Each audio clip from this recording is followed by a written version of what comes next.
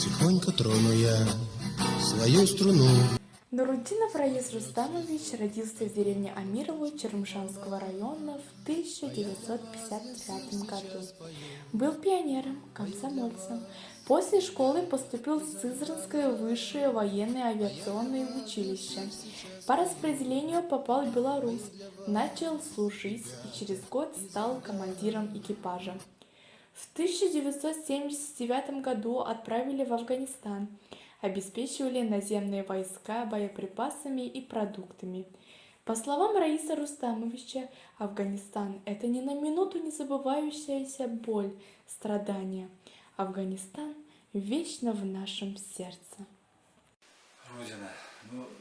Это очень такой вопрос объемный. Но Родина для меня, например, в первую очередь начинается с семьи.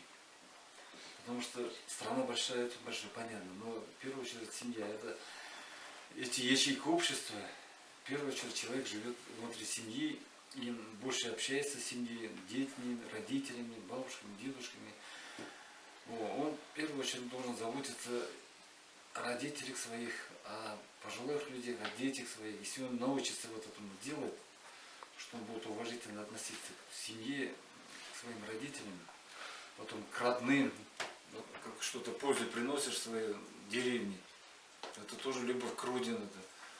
Потом уже, например, служит в армии уже, защищает страну уже, например, тоже это в большом объеме. Но он вроде частица там среди многих тысяч солдат, например, но он старается хорошо служить и если что надо, например, защищать уже. С детства Раис Рустамович умел видеть красоту во всем. Наверное, поэтому он стал заниматься фотографированием. Видимо, и выбор профессии летчика был отчасти связан с познанием мира.